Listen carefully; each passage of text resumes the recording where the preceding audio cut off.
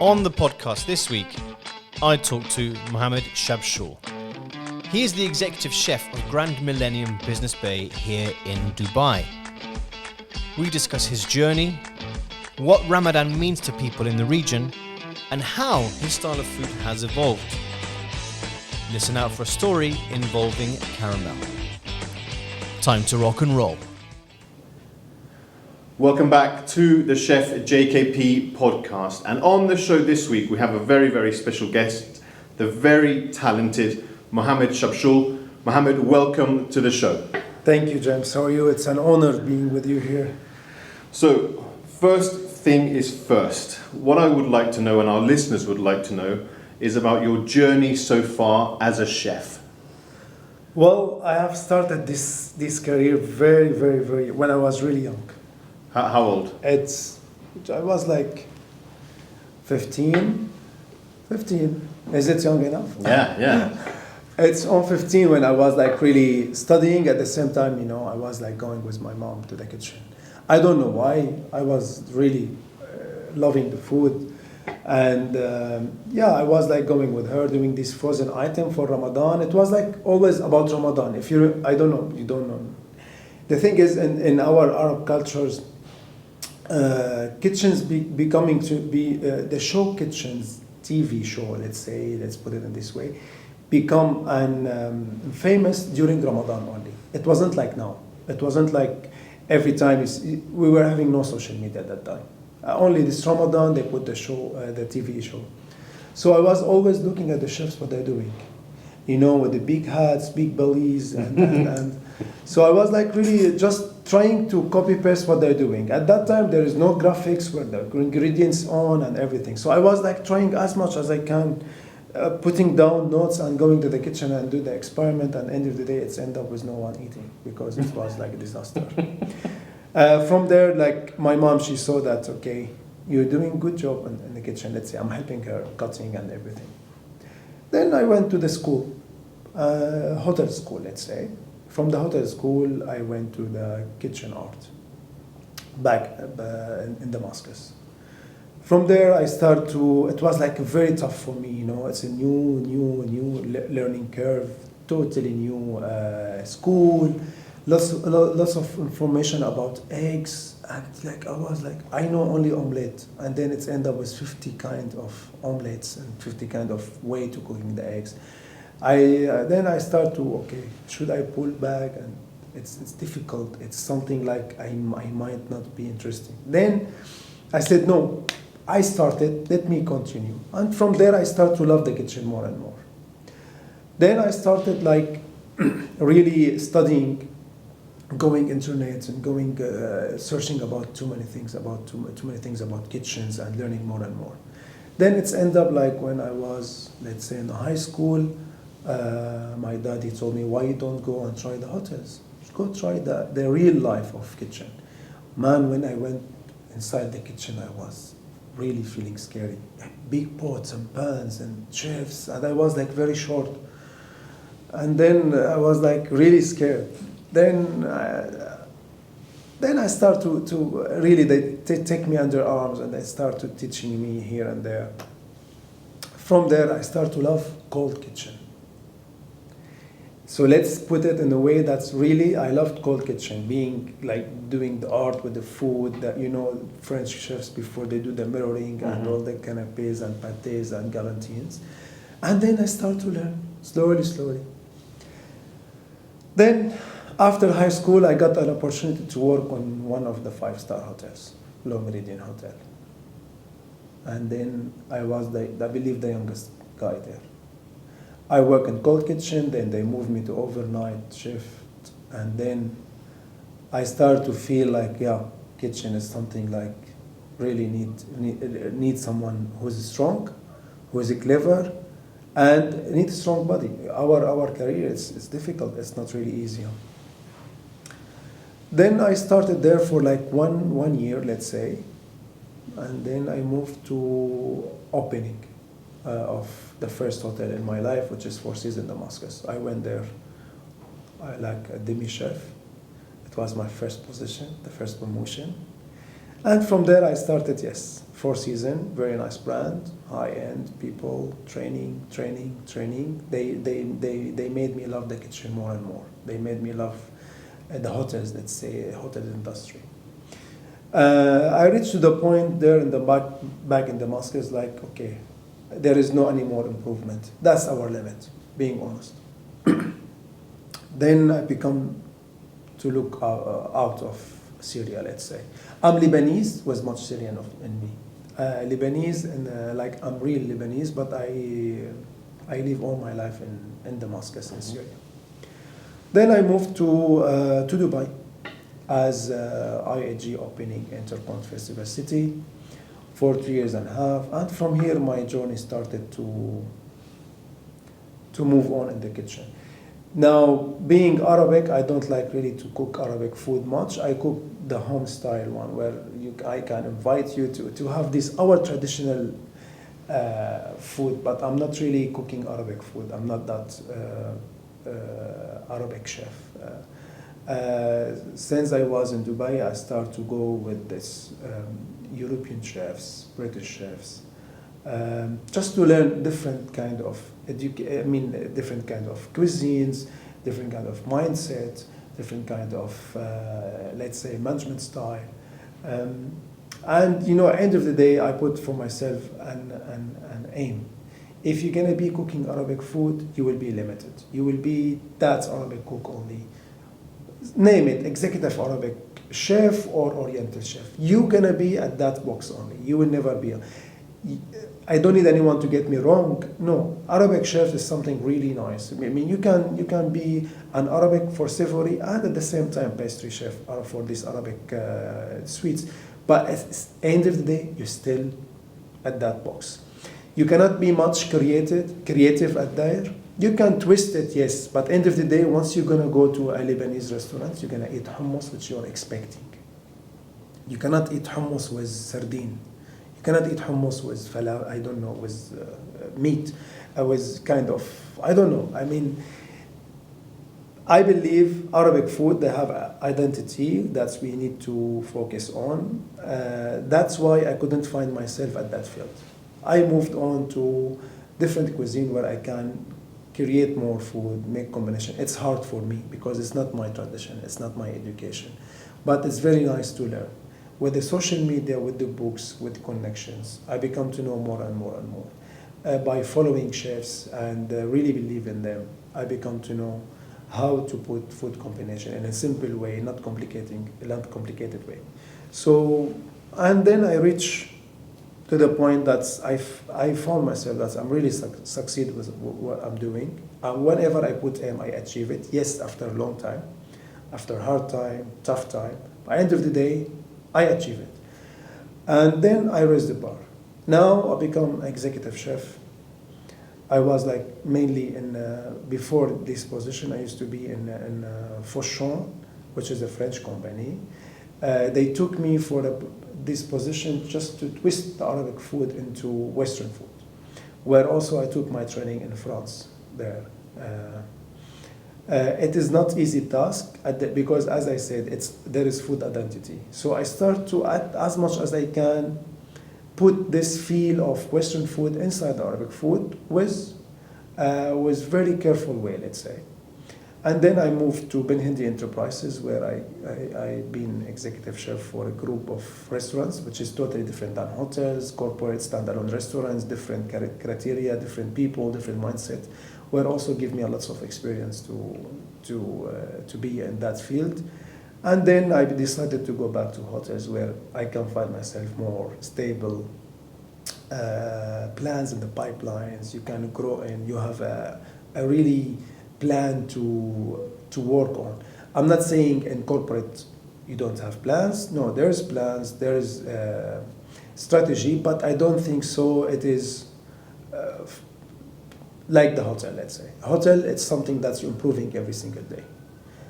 Corporate, it's some standard and you set that done. Mm-hmm.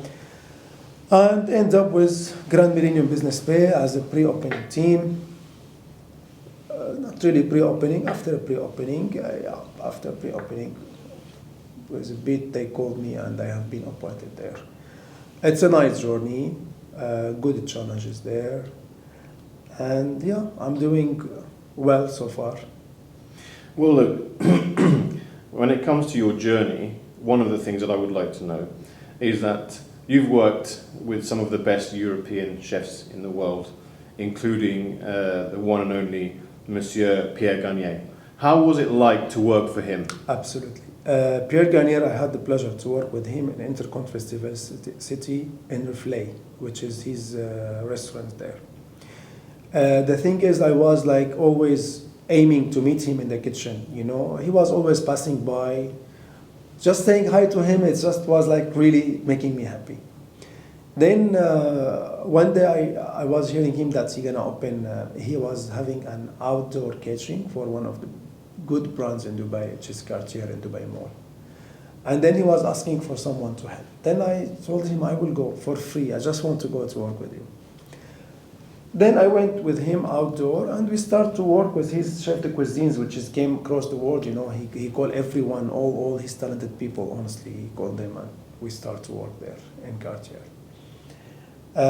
From there, I don't know, it's something like he likes me, I likes him. And then I asked him, can I work in your kitchen after I finish my duty? So he didn't mind. He said, you come anytime you like. From there, I went to his kitchen for like almost 3-4 months. I used to be on the main course area and then in the cold section area. Now, being Michelin star, I was like thinking everything will be complicated. It's not like the way how we cook. It's something that it's totally different. The way how they treat the food, it is the way, it's not complicated. Like, let's talk about cooking vegetables. I mean, boiling vegetables. We boil it in water, salt, and sugar if you want. There, no, they make vegetable stock.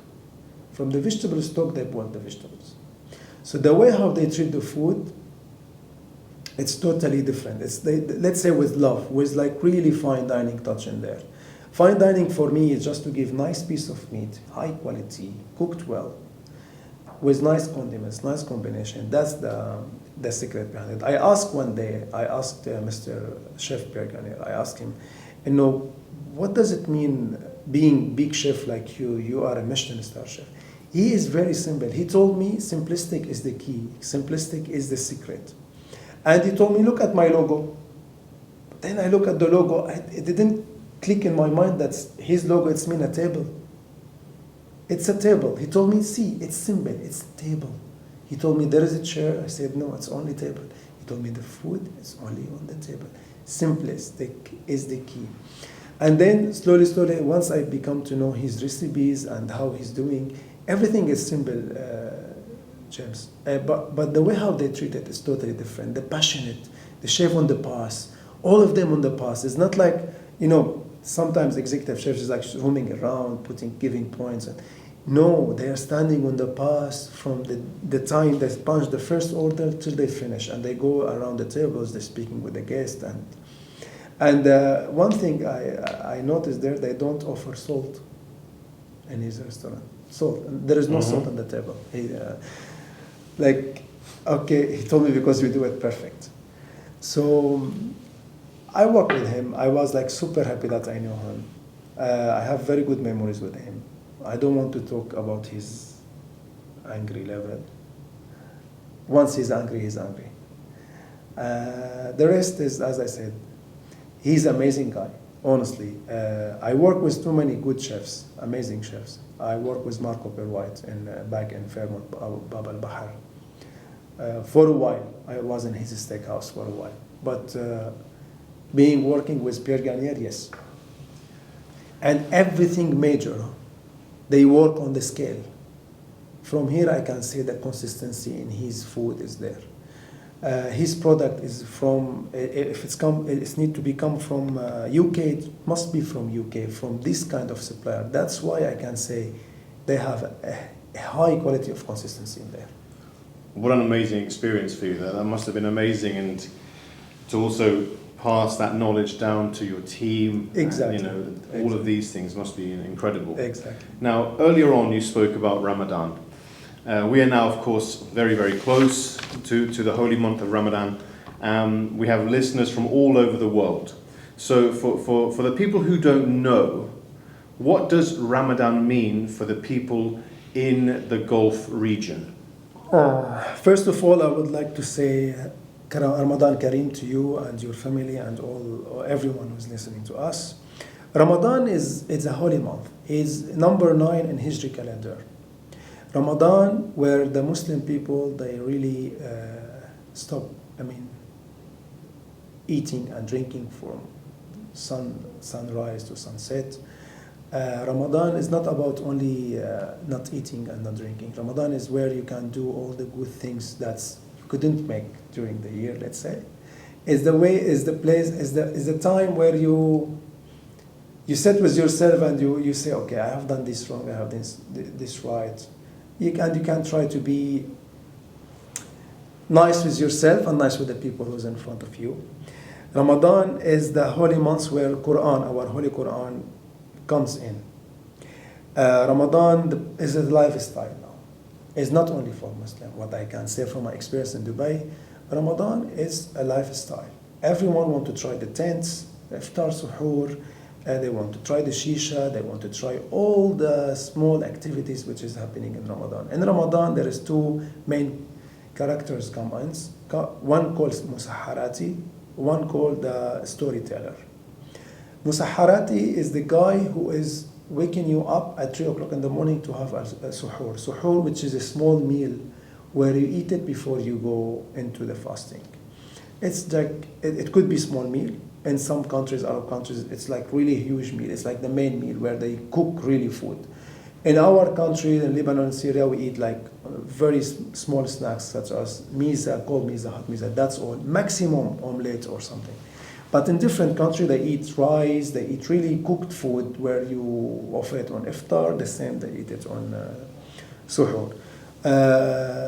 The guy who is doing the storyteller, he is the guy who is once you go to a tent or you go to any restaurants, you find one guy with like nice red cap on his head, and he's telling you some nice stories about old peoples before. For me, Ramadan is the place really where you can be peaceful, where you can spend good time doing what you believe in. At the end of the day, it's lifestyle. Being in the hotel, Ramadan is different experience from year to other year. You know, it's just where you can feel yourself that you can do it. Like in one of the Ramadan, I believe we have done live station, which is we call a lady back from Lebanon, where she's doing the stage from A to Z on the floor, like you are in the ground, like you are in Lebanon, like you are in Syria, like totally with her own style. We didn't brief her what she has to do. She's doing like wherever, the street food. Wow. So it was very nice experience for people. So that's all about Ramadan. Ramadan, it's something like really, it's a very nice experience for the people who didn't experience it. It's nice. If you look at the dietitian now, they're asking you to be fasting at least 2 days, if you're doing diet, 2 days a week. So it's good, it's a good exercise to clean up your body, let's say. And it's incredibly healthy, actually, and you're absolutely right. It's all about reflection, time, giving. Now, as a chef, you are well known in the industry for being very, very creative with European food and with Arabic food with a very special touch. However, for you as a chef, can you tell us about the different types of preparation or the types of incredible food that you have during the holy month? Now, this month I create a small corner called Grandmama Corner, where I implement all the food where my grandma or the common grandma they were doing at home, which is totally vegetarian, totally with olive oil, cooked with olive oil, totally for those people who are gonna come and experience this corner. They will really directly take them to the memories back where they were sitting with their grandmother and eating. This corner is it's just Anti-pasti, but Arabic. okra, okra with cooked with tomato and olive oil, fava beans, cauliflower, name it, beans, white beans, lots of those kind of people, they forget about it, honestly, because you couldn't find it anywhere. They will say, this is old, I don't want to put it on buffet. This time, I bring it back to the buffet in a style like grandmama style. So people there, they will be, grandmama style, let's have it. And during my press release where we opened the buffet for Ramadan last week in a Grand Millennium, lots of people, they were appreciating this corner. They said, you took us like 20 years back to that. Going back to the operation, Ramadan, it's something like you have buffet every day, you have lots of operations, you have lots of things to be done ahead. And you can say all the country now, all of them, they're going to look after the Uzi. Mm. So you need to have all your orders in times, all your cold mezze, hot mezze on times. You're going to have the trained staff where they can do, because everyone now going to work for the Arabic buffet, let's say. We're still adding Indian touch, we're still adding Asian, we still add international, but main food is the Arabic food. In regards to the cold, I do have like cold mezze sections where over 16 type of cold mezze. We have the compound salad, which is international salad, Asian salad, Indian salad. So we fulfill all the guest needs. I do have the Uzi section. We do have the pastry. Pastry is one of the key elements in this buffet where you put all the Arabic desserts in there. My aim and my philosophy in Ramadan, I don't put that much huge buffet. I put nice varieties, but with high quality food. So you come and you enjoy. Sometimes you go somewhere where you can find over 20 kind of hot food, but you enjoy only 2, and the rest you don't really dig in. But this is my philosophy in Ramadan. Once I say 16 kind of mezze, it's not a huge. It is kind of like divided by 2-3 days. I do a rotation, 16 kind, like every day, like 7 to 8 kinds. That's the max. I make sure that perfectly done, quality, taste amazing, and you enjoy it. And the next day we do the other 7 or 8 kinds. Pretty much that's all about the preparation in Ramadan. For suhoor, I have done like a twist with Arabic, a small like a la carte menu for. We do have a restaurants across the canal where you can enjoy your shisha and you enjoy the bites. The bites, I make some manakish, where manakish, once you say for any Arab guy, manakish, he will tell you it's a breakfast, it's a morning time. No, I make this manakish kind of pizza style, but with Arabic touch, with like kofta and tzatziki, with sujuk, with muhammara, which I make something like really it can go in the evening time with very nice mocktail and beautiful and shisha. That's me. For in-room dining, I done like very nice a la carte, where I make it in a smart way that you don't do much you don't put much pressure on the operation. Where whatever we have in the buffet, if you don't like to come to the buffet, same items which is in the hot buffet, you're gonna have it on a la carte as for in-room dining. For suhoor, I make a small menu for in-room dining also. And I create something called iftar box. Iftar box, it's something very similar to Turkey. You know, once we do Turkey in the boxes, take away, it's exactly the same, but I make it like for iftar, where you have 4 kind of main course, 4 kind of cold mezze, 4 kind of hot mezze, nice drinks, Ramadan drinks, and dates, nuts, and you can order it. Yani. And instead, if you go to the buffet has come to you. Wow. So this is one of the things that this year I'm pushing for, honestly. That's amazing, and really fantastic that you have that at home, and as you said, that the buffet can come to you. Exactly. Which is a fantastic touch. Now, the next thing I would like to find out, you touched upon the fact that you do a lot of training for your staff and all these kinds of things. Now, apart from COVID-19 and the pandemic, which is problematic for everybody, what do you feel, as a professional, is the biggest challenge that chefs are facing in this industry? There is too many points. We can touch point on this. Apart of COVID-19, you have the competition beside you. You have the technology where now it's like really everything in technology now. It's happening in the restaurants where you can go and they can do 3D for you on the table, and they can and some restaurant, the crazy restaurant, you just go there and you break plates and lots of.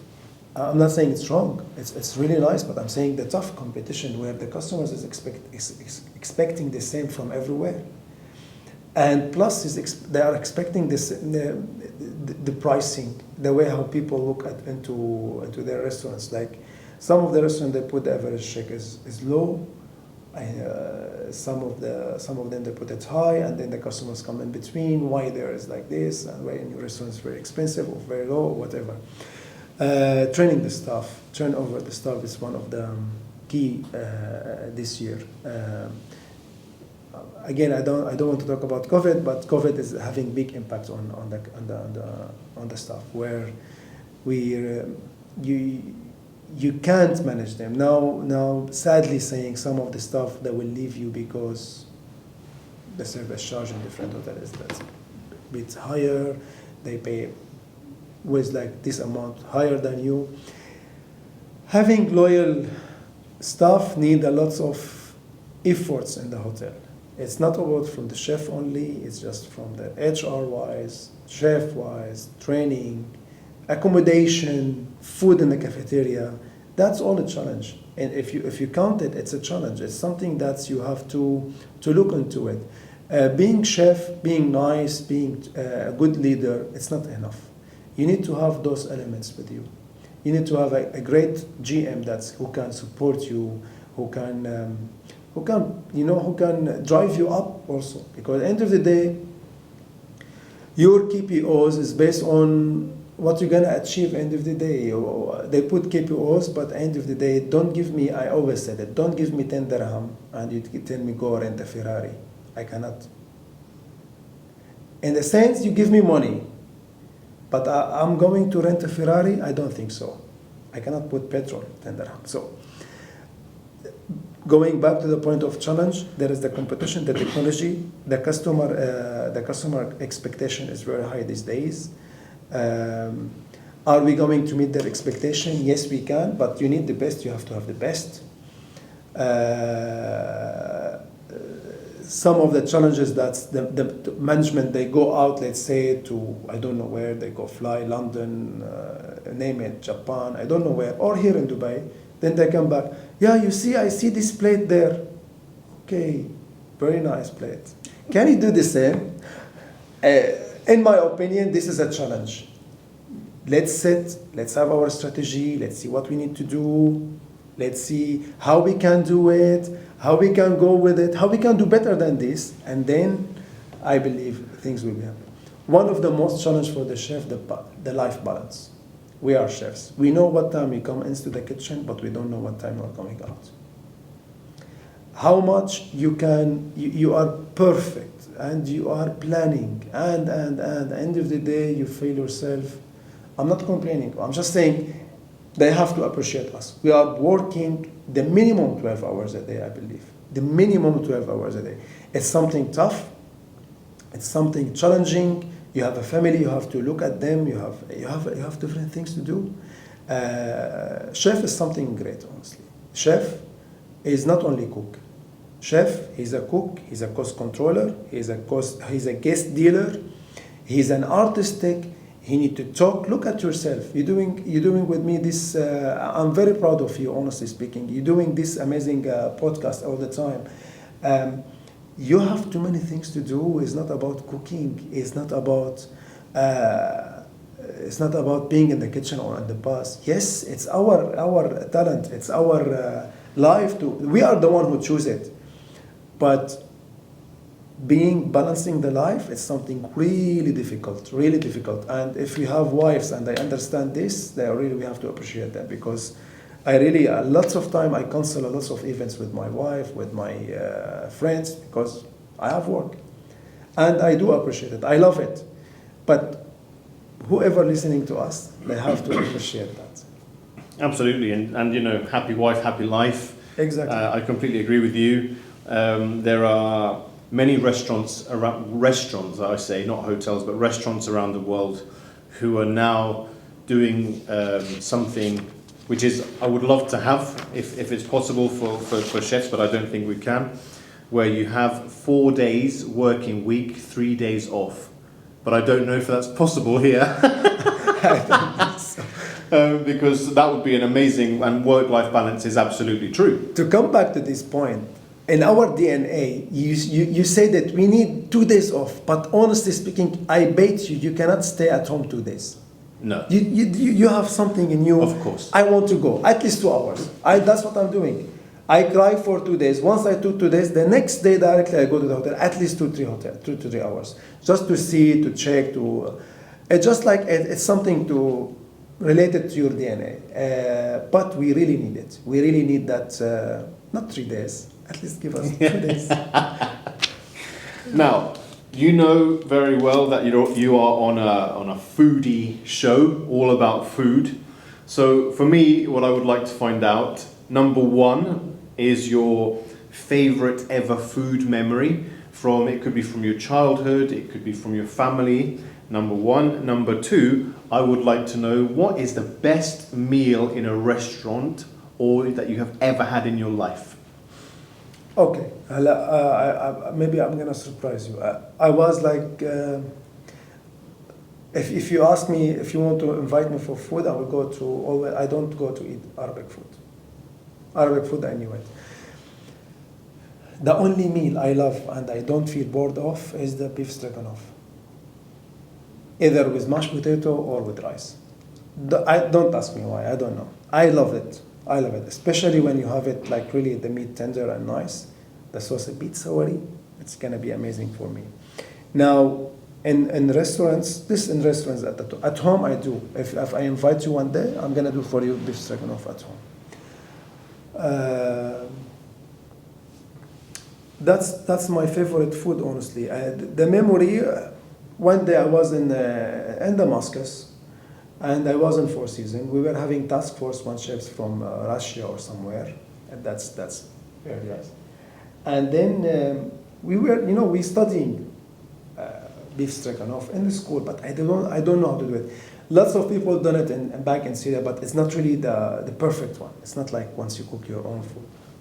Then this chef, he came one day and he cooked it. Man, once I put it in my, till now, I'm talking to you, I still remember that bite. It's just something out of the box. And from that day, I put my aim that I will never cook, I will never be an Arabic chef, really by Arabic chef cooking Arabic food. I don't need anyone to get me wrong. I cook Arabic food, but I'm not an Arabic chef. I'm not like those like specializing in Arabic food. So this is one of my favorite food at all time. Wow, stroganoff. But you know, it's an art to do it right. You have to have a lot of patience, beautiful ingredients, simple ingredients. Technique, it's very simple. That's what I said. From the quality of meat, to the sauce, to which kind of pickles you're gonna use, to which kind of cream. Are you going sour cream or no? Do you put chives or not? How much the gravy should be inside the meat? That's all, again, that's all about our life. Once you say chef with passionate, he can tell you about these details. Stroganoff, yeah, demi-glace, this, boom, bye-bye. No, it doesn't work like this. That chef, he made it with love. Wow. He made it with love. I still remember how he made it and how we tested. I tested that time with mashed potato also, garlic mashed potato. Beautiful. Now, throughout your professional life, as in mine, there are lots of times where you made a mistake in a kitchen and it wasn't funny at the time, but now it is. Can you tell me your funniest ever kitchen story? And I had one funny story where I was trainee in a pastry kitchen, and I was like doing, I was annoying one of the chefs who was doing caramel, sugar caramel, imagine. So I was annoying him, how you do this one, how you do this one. I'm doing fun of him. He's old man, huh? And then he told me, why you don't taste it? Man, I put my finger, it was burning. Then he told me, put it in your mouth. Then I put it in my mouth, then I burned my tongue. Man, 2-3 days, I wasn't able to move my mouth inside. And then after that, he told me, he told me, never disturb someone working. So it's a funny, it wasn't funny at that time. Till yet, I still remember when I burned my mouth. And one more time where I was talking about one of the trainees. He's amazing. Recently, in my hotel. Amazing guy. He's doing job. He coming from an institute, internship. La la la. I was like always. He's a clever man. But we were having VIP function for 20 packs, and I don't know what's happening to him. We were having like 5 course. In between we have sorbet, and it was green tea. I asked him, get me the sorbet, or put the sorbet on the freezer, then we're gonna, after we scoop it. Yes, chef, yes, chef. The time of picking up the sorbet it was on. Get me the sorbet, and we are crazy. Get me now, I need. Then man, he went, he didn't come back, 5 minutes. I was like asking, where is he, where is he? We couldn't find him. Open the freezer, there is no sorbet. Gee. I call my sous chefs, where is he? He took the sorbet, I don't know where is it. Then we opened the hot cabinet. He make a mistake. We were having one mobile freezer, one mobile hot cabinet. He put it in the hot cabinet. So we were having soup instead of sorbet. And then I have to face the guest. Honestly, I wasn't having a backup. It was, I said it's like, it was custom made for them. Then I went and I spoke to the guest. I told him, well, actually, we don't have green tea anymore. The guest, he was a bit nice. Then I explained to him the story.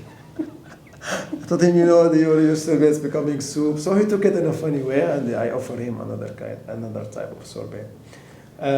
Man, I was like off for 14 hours. I don't want to talk to anyone. And the guy is disappearing. I don't know where is he. He went to HR, I don't know. He's not here. He's not here anymore. Well, it happens to everybody. It happens to all of us. Put it in the hot cabinet. The hot cabinet. I told him, if you open the hot cabinet, it's hot. I don't know. Anyway, it's happened. Well, so, what I would like to know is, we all have different types of heroes in our life that we look up to. Who would you say are your 3 culinary heroes? Apart of Chef Pierre Gagnaire, I do have Gordon Ramsay, Thomas Keller, and Jamie Oliver. For each one, I have different story.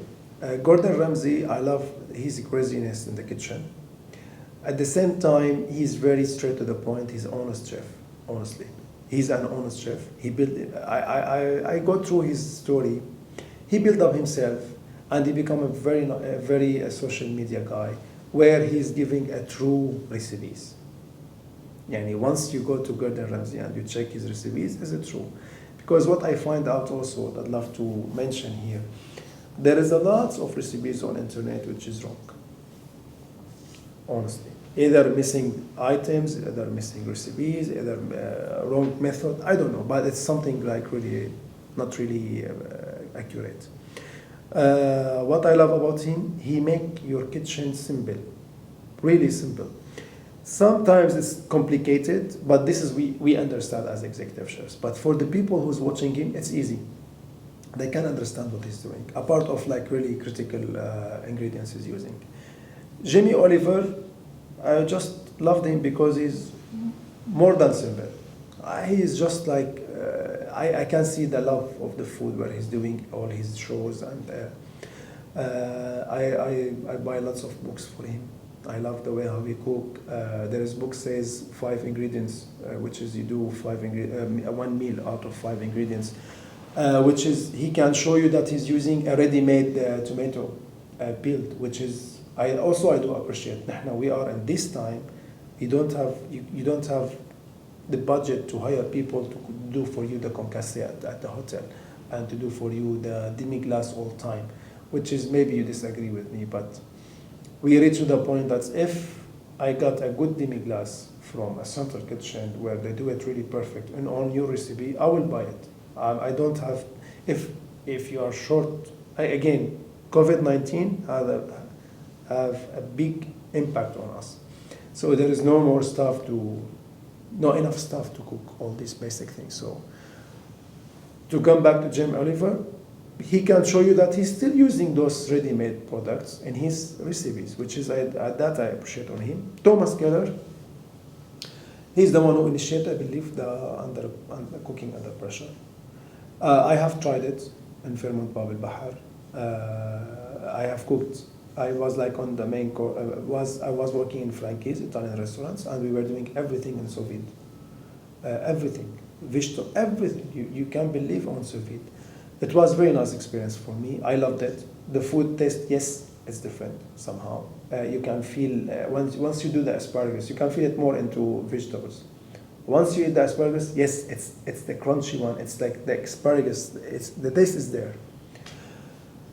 And that's all 3 people. I mean, there is a lot, but those my own. I love them a lot. Yani I follow them. I check what they're doing, social media wise. I'm learning from them a lot of. Well, they are some serious, very, very serious guys, and let's not forget, 2 of those guys are 3-star Michelin chefs. Very, very serious. And again, Jamie Oliver is a fantastic guy with all of his shows and also all of the passion into each recipe. Yes. The way he hosts is amazing. He's a great guy. And actually, I bought a lot of his books when he first came out when I was in college, and the energy he has. Exactly. Is amazing, actually. Exactly. What advice would you give to anyone who is looking to become a chef, or for young chefs who are already in the industry? This is a very nice question. If you want to be a chef, you have to make sure that you love food. Don't think about it like it's a career. That's okay, I go good money out of it. If you don't love it, you will not reach that stage. You will be where you are now. For the young chefs, just a very small advice: don't copy. Yes, I love James' work. I look at his work. I try to do something out of his work. I'm learning. We are in a learning day by day. Every day we are learning from each other. Now with the social media things, everything's becoming like a small world in front of you, between your hands. Learn. Go to Google. I'm not saying Google is wrong. No, I go to Google. I look into Google. I do research on Google. I see what people are doing, and then I come up with my own plan.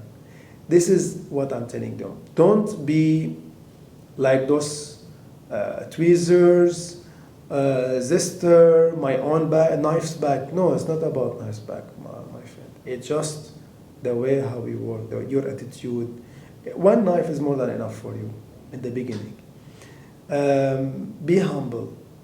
At the end of the day, you need to make sure that every day you need to learn. It's not, I know everything. Every day you're going to learn. Absolutely. Wherever you go.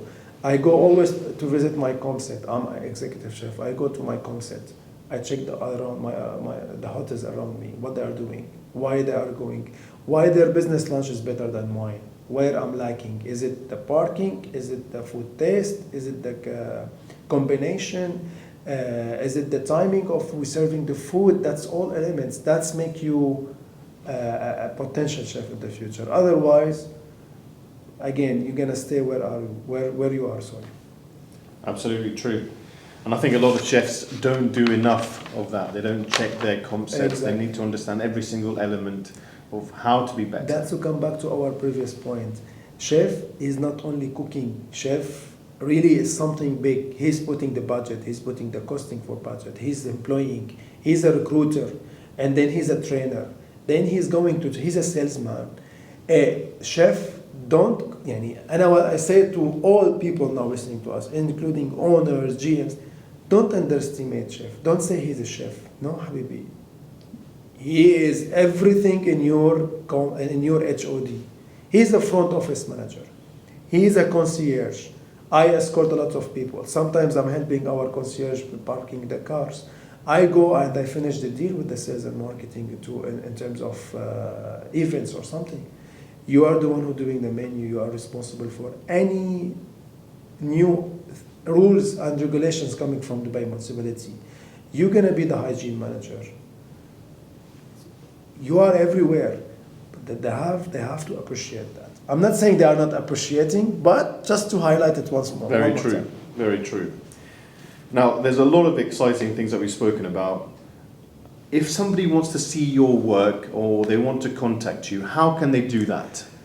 Well, recently I launched my website. I'm still new on it, so I do have my website, my social media, Instagram, Chef Chabchoul, I'm always there.